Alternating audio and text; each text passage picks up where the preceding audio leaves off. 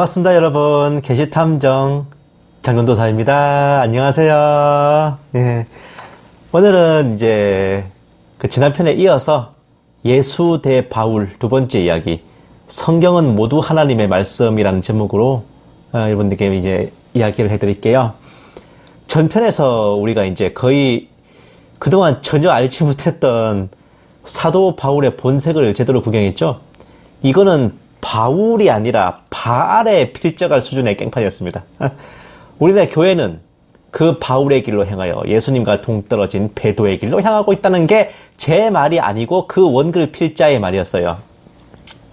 지난 편에서는 이제 반 바울 입장의 의견을 집중적으로 전달해 드렸으니까 이번에는 본 게시탐정이 친 바울 입장의 변호인이 되어 반증을 제공해 드릴까 합니다. 언제나 저는 치우치지 않은 균형 잡힌 시각을 제공해 드리기 때문에 어제는 이쪽 입장에서 말했으니 오늘은 저쪽 입장에서 말하는 거죠. 전편에 언급된 내용들을 간단하게 11개 항목으로 요약해 봤어요. 1번, 개신교회는 예수님의 구원론이 아니라 바울의 교리를 믿는다.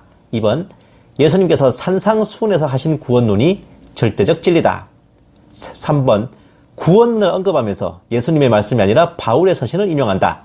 4번, 바울의 교리에서 예수님의 진리로 돌이켜야 한다. 5번, 바울이 구원하는 게 아니라 예수님께서 구원하신다.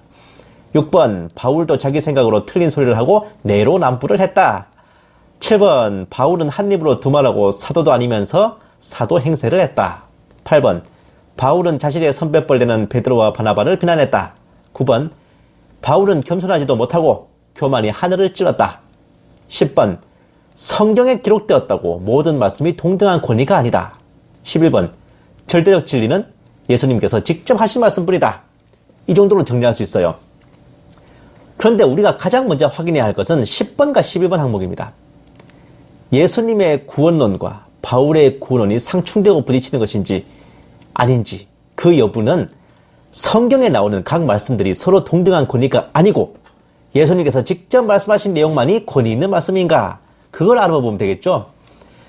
여러분들께서 혹시 이상하게 생각하신 적이 있을지 모르겠는데 성경의 각 부분들을 집필한 저자들을 일컬어서 저자나 필자라는 표현보다요, 기자라는 표현을 사용하는 겁니다. 대표적인 예로 시편 기자가 있죠. 어째서 이런 언론 기자를 연상시키는 단어로 그 성경을 기록한 필진들을 가리키냐? 그 이유가 있습니다.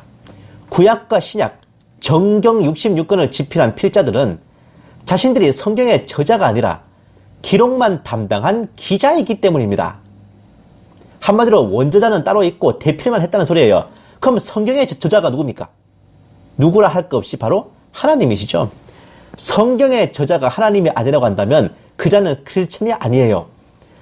성경의 저자가 하나님이시라는 것은 인터넷도 알고 있습니다.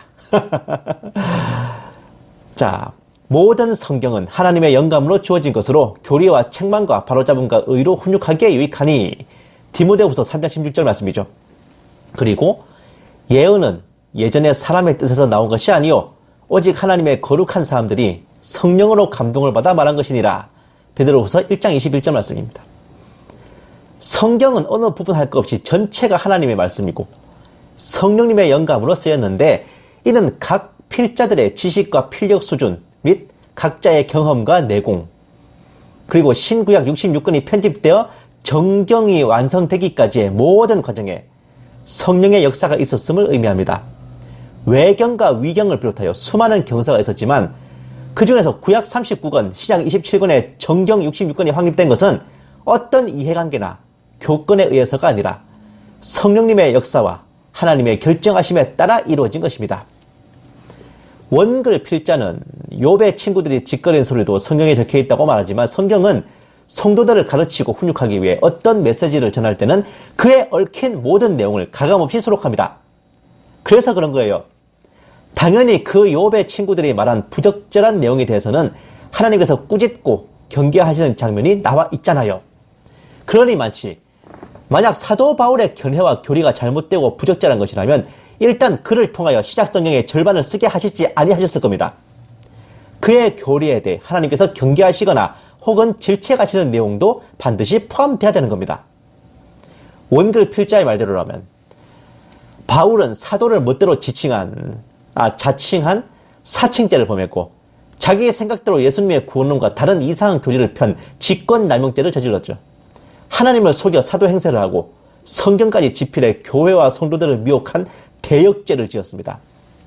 그리고 그런 바울을 질책하거나 제지하지 않으시고 그가 쓴 내용이 신약의 절반을 차지하도록 내버려 두시고 그가 사도를 자칭하고 초대교회를 휘젓도록 방치하신 하나님께서도 직무유기죄, 직무태만죄, 관리감독 소홀죄에 해당하십니다. 이렇게 사도 바울을 힐난하는 그 논리는 하나님을 향해 죄를 묻는 것과 진배 없는 것인데 이게 말이 되는 소리입니까?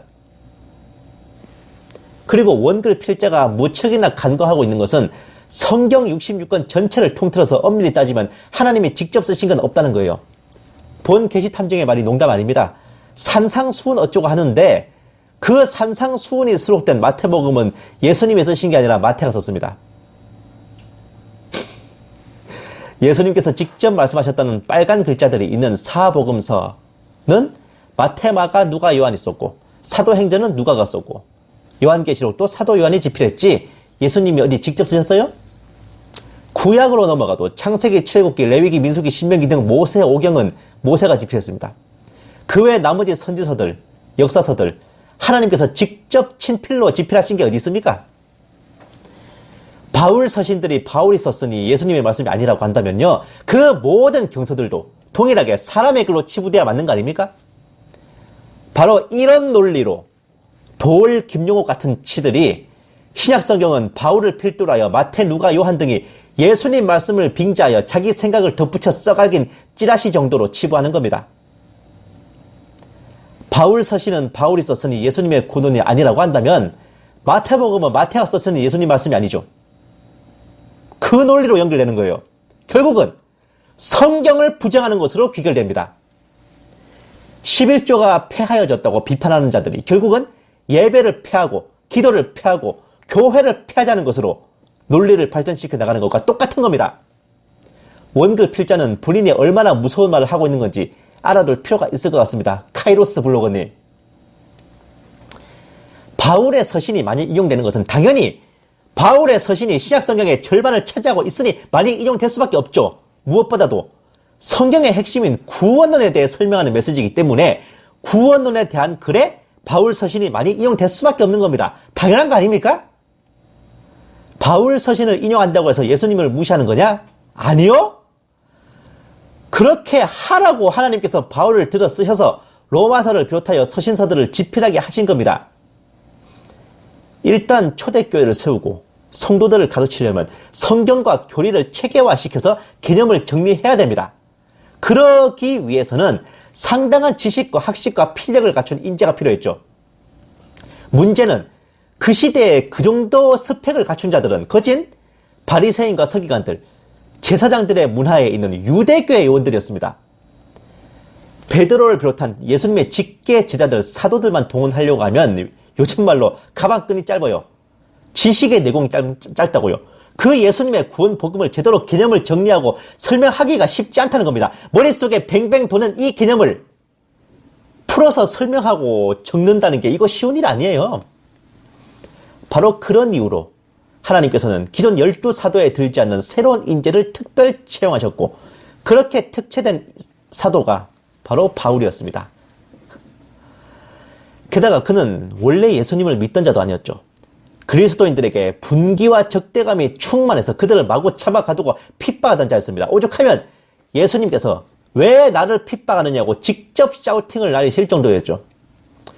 회심한 후에도 인간적인 연약함과 성품의 흠결로 인해 이래저래 트러블을 일으키고 바람잘 날 없는 일생을 보냈는데 바로 여기에 하나님의 섭리가 있는 겁니다. 죄인을 택해 건지시고 약하고 흠 많은 자를 사용하여 주님의 뜻을 펴게 한 거죠. 만약 그런 바울의 흠결 때문에 그가 쓴 바울 서신들을 부정한다면요, 예수님을 3번이나 모른다고 땡깠던 베드로, 그가 쓴 베드로 전후서 찢어버리세요. 예수님을 버리고 다 도망가줘요. 제자들이. 그 제자들이 쓴 경서들 다 찢어버리세요. 그럼 성경에 뭐가 남습니까? 유부녀랑 간통하고 그 남편 죽였던 다윗이 쓴 글들 다 찢어버리시라고, 시편에 있는 거. 네? 더 해볼까요? 수 틀린다고 사람 쳐 죽인 모세가 쓴 모세오경 다 찢어버릴까?